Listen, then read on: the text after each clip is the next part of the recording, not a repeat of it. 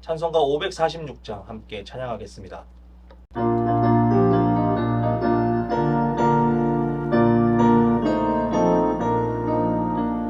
주님 약속하신 말씀 위에서 영원토록 주를 찬송하리라.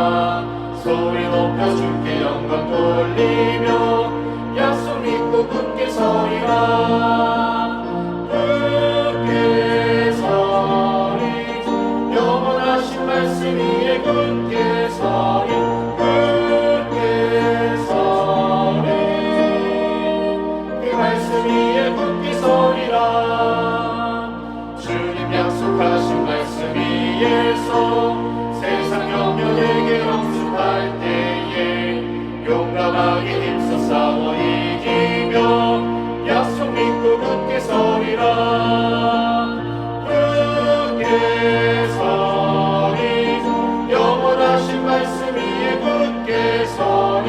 굳게 서리 그 말씀 위에 굳게 서리라. 주님 약속하신 말씀 위에서 영원하신 주의 사랑이 믿고 성령으로 힘써 싸워 이기며 약속 믿고 굳게 서리라. 굳게 서리 영원하신 말씀 위에 굳게 서리. 굳게 서리 그 말씀 위에 굳게 서리라. 주님 약속하신 말씀 위에서 성령 인도하는 대로 행하며 주님 품에 항상 안식 얻으며 약속 믿고 굳게 서리라. 굳게 서리 영원하신 말씀 위에 굳게 서리. 굳게 서리 그 말씀 위에 굳게 서리라. 기도하겠습니다. 사랑해 주님 감사합니다. 오늘도 이 새벽을 깨우게 하시고 예배의 자리로 우리를 불러주시니 감사합니다. 늘 예배함으로 살아가는 우리들이지만 늘 죄를 가까이 하는 삶을 살아가고 있습니다. 이 모든 것 주님께 회개함으로 나아가오니 용서하여 주시옵소서. 늘 말씀과 기도로 깨어서 죄로 빠져가는 것이 아니라 거룩한 삶을 살 수 있도록 우리를 인도하여 주시옵소서. 우리 수유제의 교회를 사랑하시어 예수를 변함없이 사랑할 수 있도록 인도하여 주시옵소서. 주님께서 보이는 교회를 허락하시고 주님께서 허락하신 그곳에서 함께 예배하며 나아갈 수 있는 우리 수유제의 교회 되게 하여 주시옵소서. 조인서 담임 목사님에게 영육간의 강건함을 허락하시고 말씀의 은혜 받게 하셔서 우리 수유제의 교회를 이끌어가는 데 부족함 없도록 역사하여 주시옵소서. 늘 예배를 사모하는 성도들 가운데 늘 건강 허락하시고 늘 말씀과 기도로 무장하여 믿음으로 달려나가는 성도의 삶이 될 수 있도록 인도하여 주시옵소서. 감사합니다. 예수님의 이름으로 기도드립니다. 아멘. 신명기 22장. 내 형제의 소나 양이 길 잃은 것을 보거든 못 본 채 하지 말고 너는 반드시 그것들을 끌어다가 내 형제에게 돌릴 것이요 내 형제가 내게서 멀거나 또는 내가 그를 알지 못하거든 그 짐승을 내 집으로 끌고 가서 내 형제가 찾기까지 내게 두었다가 그에게 돌려줄지니 낙이라도 그리하고 의복이라도 그리하고 형제가 잃어버린 어떤 것이든지 내가 얻거든 다 그리하고 못 본 채 하지 말 것이며 내 형제의 낙이나 소가 길에 넘어진 것을 보거든 못 본 채 하지 말고 너는 반드시 형제를 도와 그것들을 일으킬지니라. 여자는 남자의 의복을 입지 말 것이요 남자는 여자의 의복을 입지 말 것이라. 이같이 하는 자는 내 하나님 여호와께 가증한 자이니라. 길을 가다가 나무에나 땅에 있는 새의 보금자리에 새 새끼나 알이 있고 어미새가 그의 새끼나 알을 품은 것을 보거든 그 어미새와 새끼를 아울러 취하지 말고 어미는 반드시 놓아줄 것이요 새끼는 취하여도 되나니 그리하면 내가 복을 누리고 장수하리라. 내가 새 집을 지을 때에 지붕에 난간을 만들어 사람이 떨어지지 않게 하라. 그 피가 내 집에 돌아갈까 하노라. 내 포도원에 두 종자를 섞어 뿌리지 말라. 그리하면 내가 뿌린 씨의 열매와 포도원의 소산을 다 빼앗길까 하노라. 너는 소와 나귀를 결의하여 갈지 말며 양털과 배 실로 섞어 짠 것을 입지 말지니라. 너희는 너희가 입은 겉옷에 내 귀에 술을 만들지니라.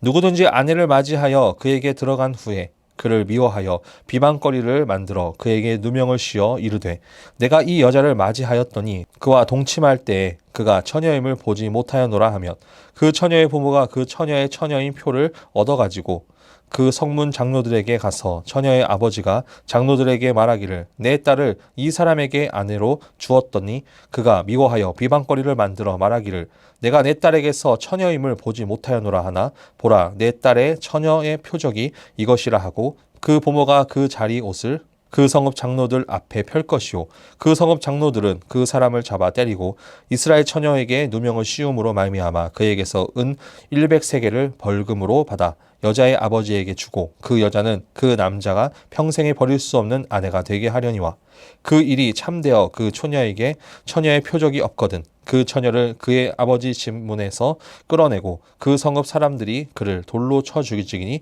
이는 그가 그의 아버지 집에서 창기의 행동을 하여 이스라엘 중에서 악을 행하였음이라. 너는 이와 같이 하여 너희 가운데서 악을 제할지니라. 어떤 남자가 유부녀와 동침한 것이 드러나거든 그 동침한 남자와 그 여자를 둘 다 죽여 이스라엘 중에 악을 제할지니라. 처녀인 여자가 남자와 약혼한 후에 어떤 남자가 그를 성읍 중에서 만나 동침하면 너희는 그들을 둘 다 성읍 문으로 끌어내고 그들을 돌로 쳐 죽일 것이니 그 처녀는 성 안에 있으면서도 소리 지르지 아니하였으며 그 남자는 그 이웃의 아내를 욕보였음이라. 너는 이같이 하여 너희 가운데에서 악을 제할지니라. 만일 남자가 어떤 약혼한 처녀를 들에서 만나서 강간하였으면 그 강간한 남자만 죽일 것이요 처녀에게는 아무것도 행하지 말 것은 처녀에게는 죽일 죄가 없음이라. 이 일은 사람이 일어나 그 이웃을 쳐 죽인 것과 같은 것이라. 남자가 처녀를 들에서 만난 까닭에 그 약혼한 처녀가 소리질러도 구원할 자가 없었음이니라. 만일 남자가 약혼하지 아니한 처녀를 만나 그를 붙들고 동침하는 중에 그 두 사람이 발견되면 그 동침한 남자는 그 처녀의 아버지에게 은 50세겔을 주고 그 처녀를 아내로 삼을 것이라. 그가 그 처녀를 욕보였은즉 평생에 그를 버리지 못하리라. 사람이 그의 아버지의 아내를 취하여 아버지의 하체를 드러내지 말지니라. 아멘. 오늘은 신명기 22장 1절에서 4절 말씀을 중심으로 하나님의 공동체라는 제목으로 하나님의 말씀을 전하겠습니다. 우리는 어떤 공동체에 속해 있는가가 매우 중요합니다. 내가 속한 공동체에 서로 도움이 되는 공동체가 있는가 하면 모두에게 해를 입히는 공동체도 있습니다. 그뿐만 아니라 우리가 속해 있는 모든 모임 안에서도 우리가 어떤 유익이 되는가 되지 않는가가 매우 중요합니다. 그런데 모임 안에서 유익이 되고 안 되고를 따질 때 내가 아니라 남이 먼저 잘못되었다라고 지적할 때가 많이 있습니다. 하지만 이 모든 것들을 생각해 본다면 남의 것으로만 지적할 것이 아니라 나에게도 잘못이 있다는 것을 분명히 우리는 깨닫게 될 것입니다. 왜 이런 일이 일어날까요? 바로 내 생각만 먼저 하기 때문입니다. 내 생각은 맞고 남의 생각은 조금 다르다고 생각하기 때문에 모임에서 작은 문제들이 생기게 된다는 것입니다. 오늘 본문 이 신명기 22장은 하나님께서 모세를 통해 주신 10계명의 각주가 되는 말씀입니다. 특히 오늘은 8계명 도적질하지 말라 계명의 각주입니다. 하나님께서는 우리가 남의 것을 훔치는 것을 하지 말라라고 하는 것에서 끝나는 것이 아니라 본문에서는 방조하고 내가 해야 할 일을 하지 않음으로 인해서 남에게 피해 주는 것도 하지 말라라고 권면하고 있습니다. 하나님의 계명은 항상 내가 원하는 것이 있으면 남에게도 똑같이 해주라고 말합니다. 내가 대접받는 대로 남에게 대접해 주라는 것입니다. 사실 이 원칙대로 하게 된다면 분쟁이라는 것은 없습니다.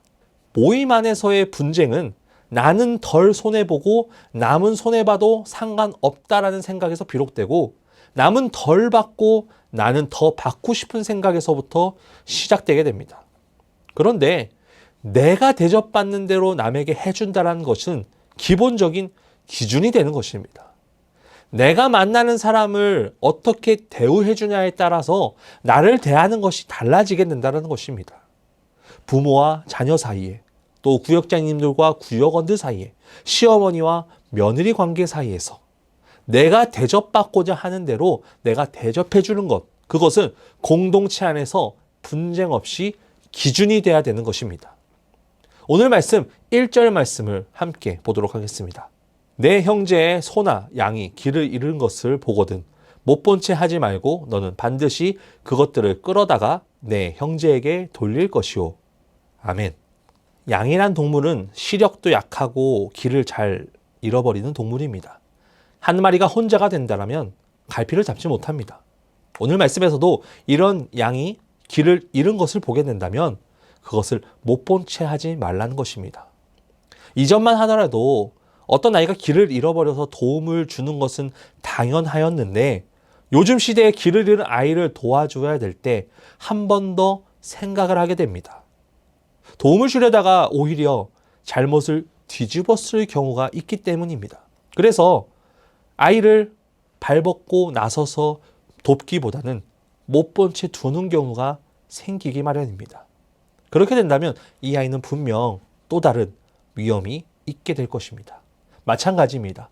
목자 잃은 양이 길을 찾지 못하여서 먹지 못해서 죽을 수도 있고 맹수의 공격으로 인하여서 죽을 수도 있고 이래저래 죽을 수밖에 없는 상황일 것입니다. 그런 상황에서 소와 양을 못 본 채 한다면 그냥 너 죽어도 상관없어 라는 것과 마찬가지인 것입니다. 그러니 너는 반드시 못 본 채 하지 말고 그것을 끌어다가 내 형제에게 데려다 주라 라고 말하고 있는 것입니다. 그렇게 돼야 소와 양도 살고 내 형제의 재산도 유지할 수 있기 때문입니다. 소와 양을 잃은 목자는 어떤 마음일까요? 자신이 애지중지하던 소와 양을 잃었으니 온 들과 산을 다니면서 찾아다닐 것입니다. 그 마음을 알고 있다면 그 잃어버린 마음, 그 주인의 마음을, 그 목자의 마음을 알고 있다면 그 형제의 것도 못 본 채 하지 말고 데려다 주라라고 말하는 것입니다. 요즘 시대에 내 자녀만 소중하고 내 자녀만 곱게 자랐다고 생각할 때 많습니다. 제가 얼마 전에 키즈 카페를 갈 기회가 있었습니다. 주말이다 보니까 많은 부모와 아이들이 섞여서 정신이 없었습니다. 그런데 두 아이가 놀다가 작은 싸움이 있었습니다. 분명 아이들끼리 그럴 수 있습니다. 그 모습을 본 부모가 문제였습니다. 그 부모가 아이들 때문에 서로 싸우기 시작합니다.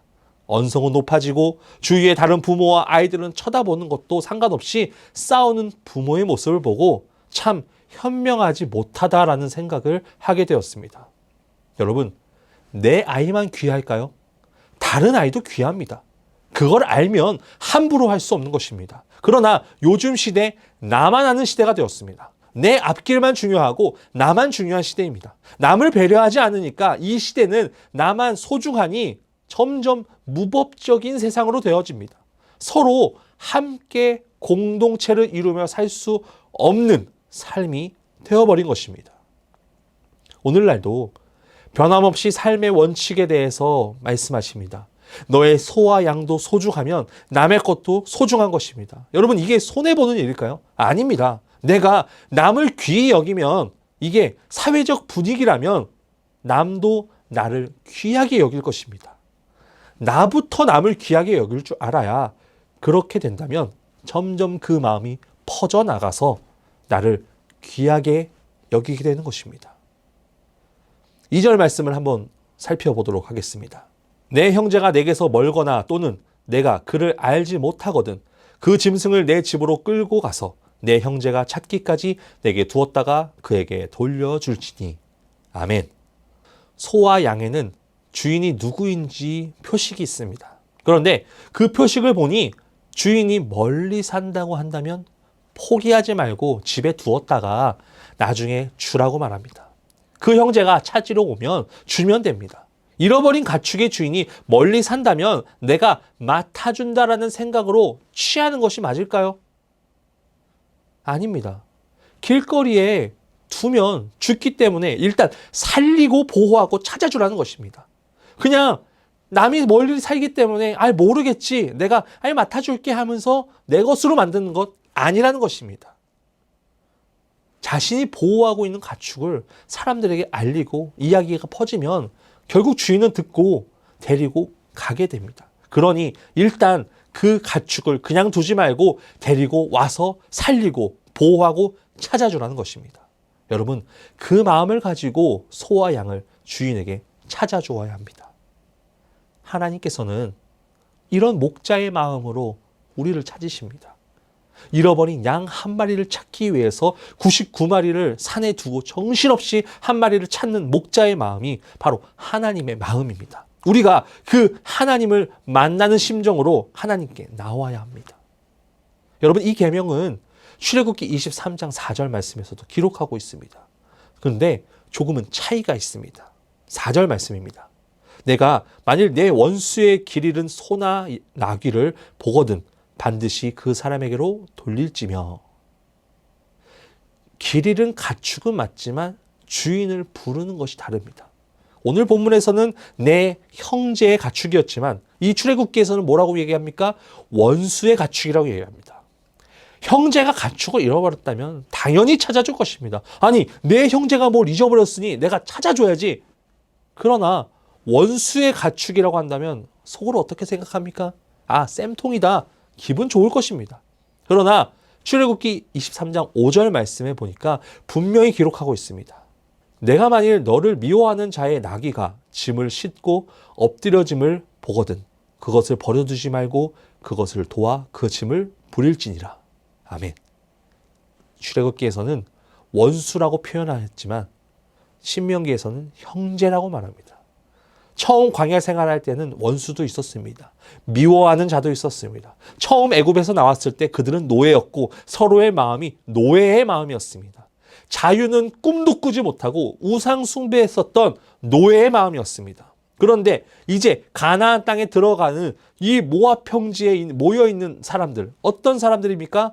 모두 다 참된 자유를 누리는 형제들이었습니다. 그러니 원수 삼을 것도 미워할 것도 없는 것입니다. 이제 하나님의 삶에서 그냥 누리기만 하면 됩니다.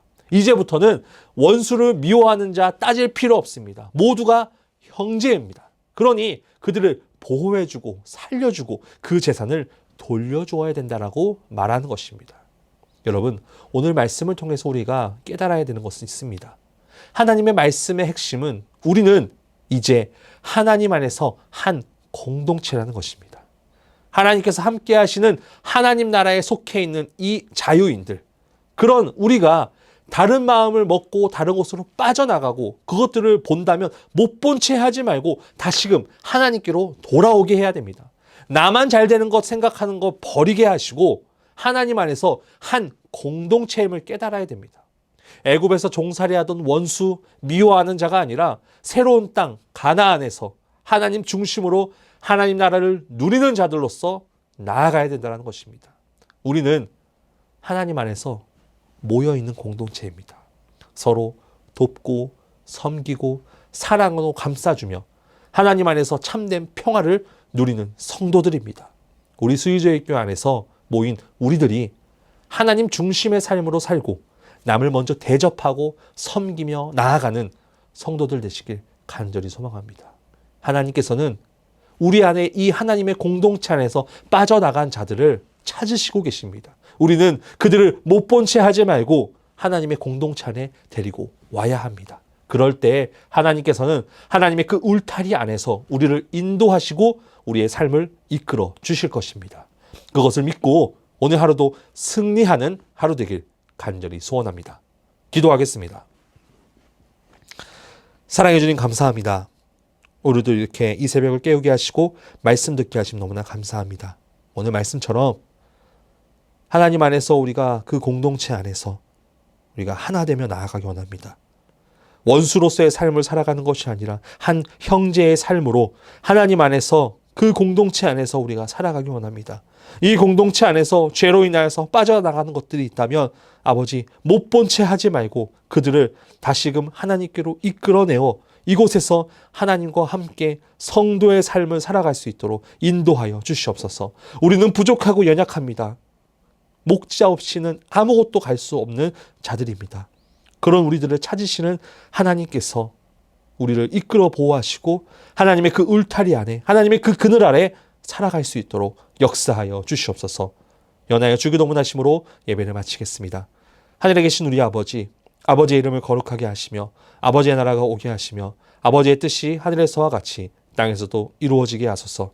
오늘 우리에게 일용할 양식을 주시고 우리가 우리에게 잘못한 사람을 용서하여 준 것 같이 우리 죄를 용서하여 주시고 우리를 시험에 빠지지 않게 하시고 악에서 구하소서. 나라와 권능과 영광이 영원히 아버지의 것입니다. 아멘.